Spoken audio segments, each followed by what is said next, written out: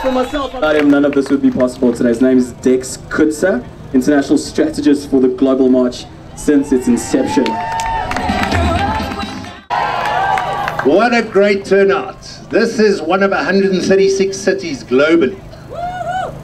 How's that? First and biggest global movement ever for elephants, rhinos, lions.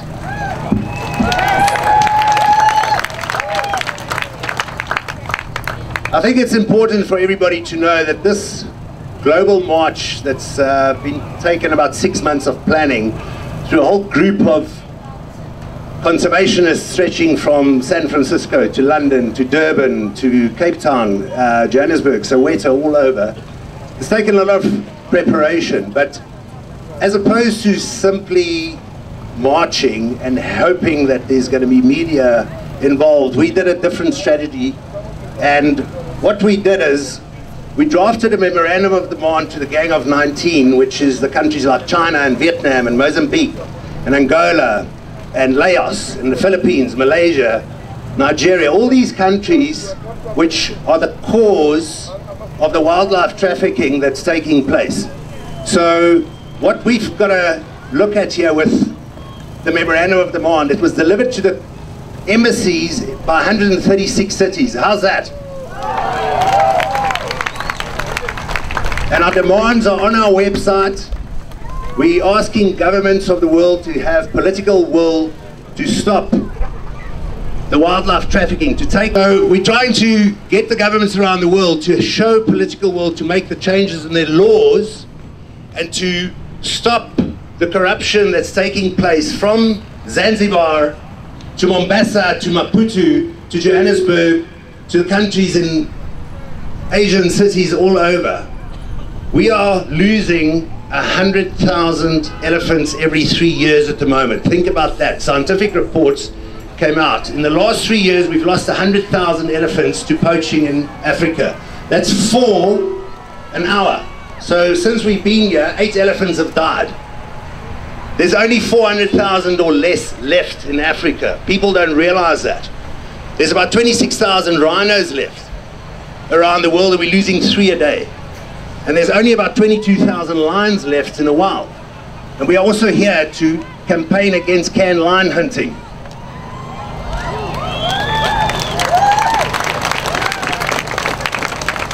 So what needs to be done? The whole purpose globally is to put pressure on the governments, and we're not going to stop. We will march and we will walk and we'll do what needs to be done to stop the Asian countries and the corruption in Africa ripping out the heart of this continent.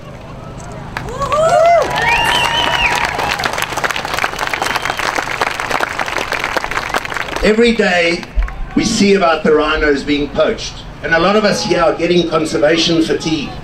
You hear about it all the time. You hear about poachers who are caught and then they get, unfortunately, bailed.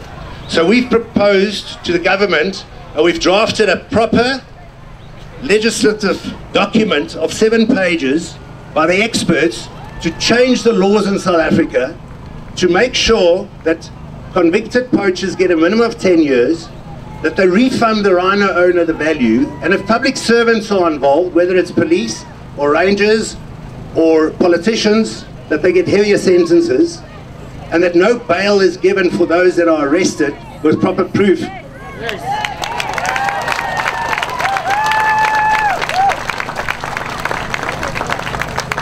We're standing here, a lot of our rangers in South Africa and other parts of Africa didn't sign up to be soldiers.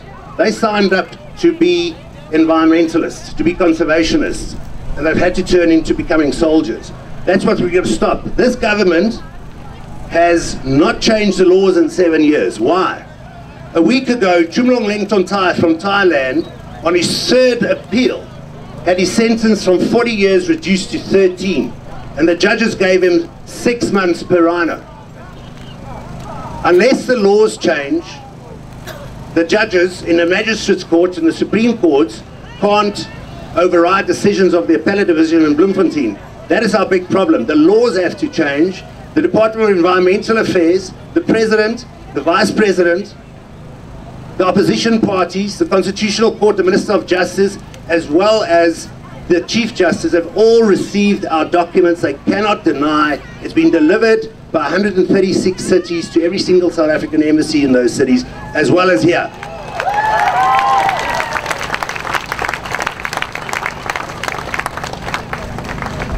So the social media, I mean, the Global March for Elephants and Rhinos and Lions have come together through the strength of social media, and we've got to thank Facebook for that and Twitter.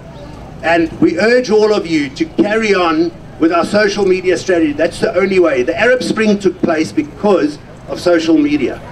And a turnaround for the African wildlife, the tigers in India, the pangolins in Central Africa, can only take place with the support of you and your friends that are not here. So from all of us on the international committee, the local committee, thank you to all the ladies. There's lots of you that's helped in Johannesburg. Really, really.